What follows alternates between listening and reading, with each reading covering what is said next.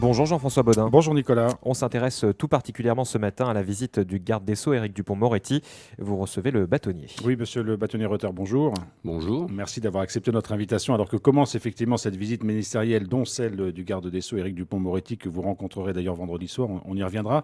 D'une manière générale, d'abord, qu'est-ce que vous attendez d'une visite? C'est rare qu'un garde des Sceaux vienne en Nouvelle-Calédonie. C'est une visite effectivement extrêmement importante. Je crois que le ministre vient faire des annonces capitales. D'abord, il inaugurera le centre de détention de Koné, mais les annonces concernant la construction de la future prison étaient attendues depuis longtemps. Vous savez qu'il y a eu des tergiversations politiques à ce sujet pendant des années, et enfin cette décision est prise.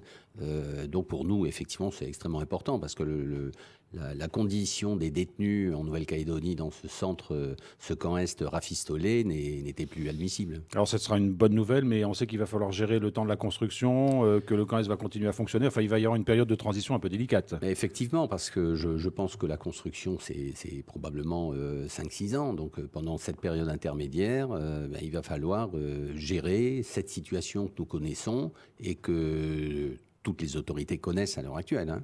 Alors sur un plan plus général, Éric Dupond-Moretti est ministre de la Justice depuis 2020. Ça fait donc 4 ans qu'il occupe ce poste au ministère. Est-ce que vous en sentez les effets? Est-ce que c'est un ministre qui fait bouger les choses et est-ce que ça se ressent jusqu'en Nouvelle-Calédonie? Alors écoutez, personnellement, moi je considère que quand les choses vont dans le bon sens, il faut le dire. Éric Dupond-Moretti est ministre, je crois, depuis 2020.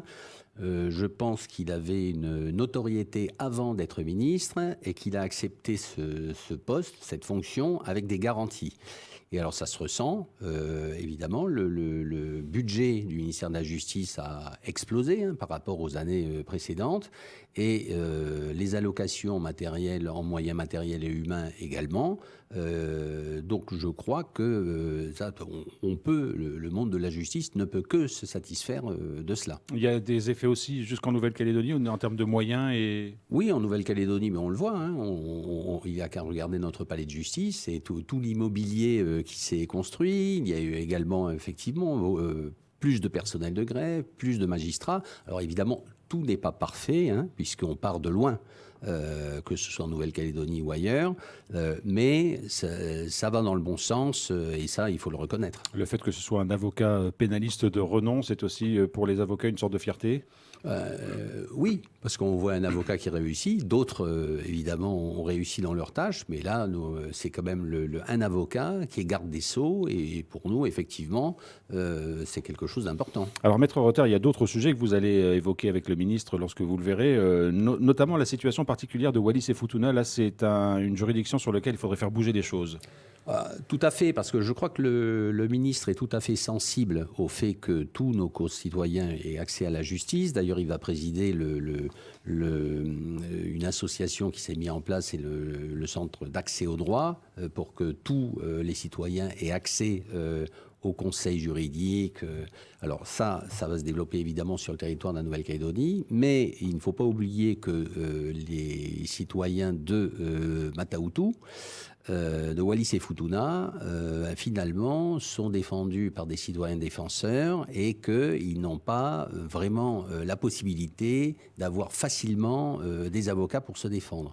Alors, dans cette optique-là, je crois qu'il faut trouver les voies et moyens pour débloquer la situation sur un plan juridique, de sorte que le barreau de Nouméa puisse conclure une convention avec le tribunal de Mata-Utu et que nous puissions nous projeter, évidemment, vers ce tribunal pour aller assister nos concitoyens. Donc ce serait notamment une prise en compte des frais de déplacement ? Des frais de déplacement, puisque jusqu'à présent, c'était surtout l'ordre des avocats qui finançait ce type de déplacement. Bon, c'est pas tout à fait normal. Nous pourrions aller là-bas, assurer la formation de citoyens défenseurs, et puis nous assurer toutes ces missions de permanence que nous assumons en Nouvelle-Calédonie. Alors vous avez pris le bâtonnat pour la 3e fois au mois de janvier. Vous aviez encore des idées à mettre en œuvre. œuvre dans cette fonction, notamment l'organisation d'une rentrée judiciaire pour les avocats, qui est une nouveauté que vous mettez en place cette année, alors qui correspond évidemment avec la visite du ministre. Donc c'est tout bénéfice pour vous. Oui, alors j'avais décidé de mettre en place cette rentrée judiciaire pour remettre un petit peu les avocats à l'honneur, pour leur rappeler leur mission. Rappeler leur importance dans le fonctionnement de l'institution judiciaire, rappeler cette importance à nos partenaires, que sont les magistrats, les mandataires de justice, les huissiers, et puis créer un événement convivial, c'est-à-dire qu'au début de cette année judiciaire, qu'on sorte un petit peu de nos bureaux, de nos salles d'audience, et qu'on se côtoie dans d'autres contextes pour pouvoir échanger sur nos préoccupations, et ça me semblait important. Alors, à cette occasion, effectivement, le ministre, on nous a annoncé l'arrivée du garde des Sceaux, et nous l'avons invité, et il a répondu à notre invitation, et nous le recevrons vendredi à la Maison de l'Avocat. Donc c'est l'occasion d'évoquer les dossiers dont on vient de parler, Wallis et Futuna, la question de l'accès au droit pour les justiciables. Il y a vraiment des points sur lesquels vous allez travailler avec lui? Oui, tout à fait. Nous aborderons ces sujets et puis nous partagerons un moment de convivialité avec le ministre. Maître Reuter, vous avez d'autres idées parce que le monde de la justice est un petit monde qui vit un peu entre lui aussi. Il y a besoin de faire sortir la justice de son palais de justice ou de ses cabinets d'avocats? Alors tout à fait. Je souhaite d'abord développer toute une série de formations conjointement avec les magistrats, parce que je pense que là pour ça nous avons les mêmes besoins. Ça semble important.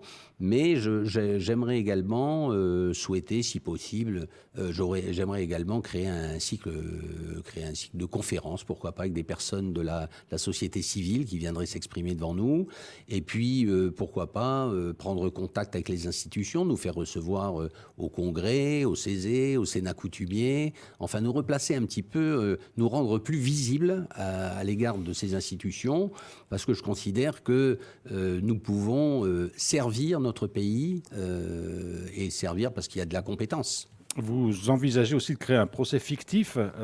Pourquoi et dans quel but? Oui, alors ça c'est le 21 mars, il y a la journée avocat magistrat. Et dans cette optique, nous allons créer un événement qui sera le procès d'un écrivain calédonien. C'était mon prédécesseur qui avait eu cette idée, je la trouve très bonne. Et donc nous aurons Jean-Yves Le Borgne, qui est l'ancien bâtonnier de Paris, qui viendra assurer la défense. Le procureur général sera à l'accusation et le premier président présidera cette juridiction dont je ferai également partie. Donc ce sera un beau moment d'échange avec les magistrats. Quel est le but en fait? Le but, c'est de faire des choses ensemble, de créer un événement. Là, cette journée, si vous voulez, c'est une journée un petit peu de rapprochement, de cohésion entre les avocats et les magistrats.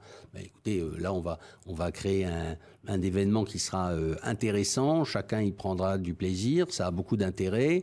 Je pense que c'est important de le faire. Oui. D'une manière générale, comment se porte la profession d'avocat en Nouvelle-Calédonie? Est-ce qu'il y a assez d'avocats? Est-ce que vous couvrez tous les secteurs nécessaires et utiles? Est-ce qu'ils sont suffisamment formés? Alors nous sommes, d'abord je dirais que nous sommes un barreau accueillant, nous accueillons beaucoup de gens de l'extérieur, nous sommes 130, alors nous sommes peut-être un petit peu à rebours de ce qui est prôné en Nouvelle-Calédonie par certains, mais nous au contraire nous accueillons des gens de l'extérieur, nous y sommes très favorables, c'est notre richesse, c'est notre compétence. Nous couvrons effectivement tous les secteurs d'activité. Nous nous déployons sur tout le territoire.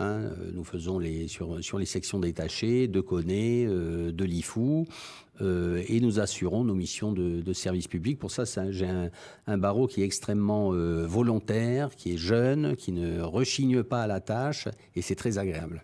Monsieur le bâtonnier, merci beaucoup d'être venu dans les studios de Radio Rythme Bleu. Ce matin, on va vous laisser parce que vous avez rendez-vous à Place Bir Hakeim pour les honneurs militaires en compagnie du ministre. Donc vous avez quelques contraintes de temps. En tout cas, merci d'être passé dans les studios de la radio ce matin. Merci.